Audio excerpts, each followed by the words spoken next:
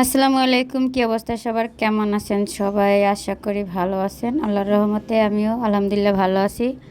সকাল সকাল বের হয়ে গেলাম আজকে। আসলে হঠাৎ করে ইমার্জেন্সি একটা কাজে বের হইছি। আসলে সবসময় বলবো যে বাবা মা মুরব্বি থাকা আল্লাহর দেওয়া একটা মানে অনেক বড় একটা নিয়ামত। তাই সবাই অবহেলা না করে সবাই সবার স্থান থেকে যার বাবা মা বেঁচে আছে সবার খেয়াল রাখবেন এবং টেক কেয়ার করবেন।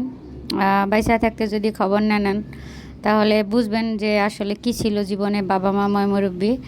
তো এখানে আজকে বের হয়েছি যার জন্য সেটা আপনারা ভিডিওতে দেখতে পাবেন। তো আসেন কি জন্য বের হয়েছি এত সকালে।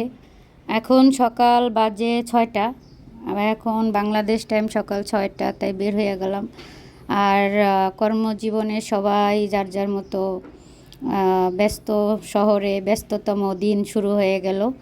তো যাই হোক, এখন যাচ্ছি কোথায় এত সকালে সেটাই আপনারা দেখতে হলে অবশ্যই আমার ভিডিওর সাথে থাকবেন। আর কেন এত ইমার্জেন্সি করে সকাল সকাল বের হইলাম, এই যে দেখেন চলে আসছি একটা কোথায়। আপনারা যারা যারা চিনেন অবশ্যই কমেন্টস করবেন, আর যারা চিনেন না তারাও কমেন্টস করবেন, আমি বলে দিব। তো বিষয়টা হচ্ছে আমার ভাতিজা, ও খুবই খুবই অসুস্থ। আপনারা সবাই দোয়া করবেন ওর জন্য। তো আমার হঠাৎ করে ফোন দিছে, দেওয়ার পরে ও খুব কান্নাকাটি করতেছে। আসলে ওর বাবা মা আল্লাহ তাআলা তাদেরকে নিয়ে গেছে, তারা এই পৃথিবীতে কেউই নাই, বেঁচে নাই। তো আমার ফোন দিয়ে খুব কান্নাকাটি করলো যে ফুফু আমার তো অনেক সমস্যা, আমি এরকম এরকম, আমাকে একটু হেল্প করা যায়? আমি বলছি যে অবশ্যই, কেন পারবো না। তো আসার পরে ওর আমি নিয়ে গেলাম ডাক্তারের কাছে।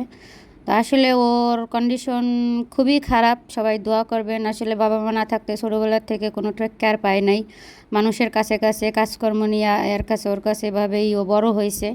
তো খাবার দাবার ওই রকম ঠিক ছিল না। তারপরে এখন ওইটা থেকে আরও বিভিন্ন সমস্যা নিয়ে ওর বড় ধরনের একটা সমস্যা হয়ে গেছে। সবাই দোয়া করবেন এতিম ছেলেটার জন্য।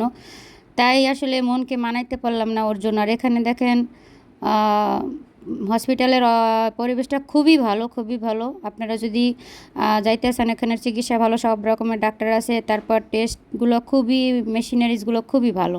তো এখন ওকে ব্লাড, মানে খালি পেটের ব্লাড দিতেছে, অনেকগুলো টেস্ট দিছে। আর ডাক্তার যাকে দেখাইছি ওই স্যারটা খুবই ভালো। স্যারের জন্য সবাই দোয়া করবেন। আর আপনাদের যদি কারো কোনো গ্যাস্ট্রিক, ডায়াবেটিস, কোনোভাবে কোনো সমস্যা থাকে অবশ্যই আমার কমেন্ট বক্সে জানাবেন, আমি লোকেশন দিয়ে দেবো।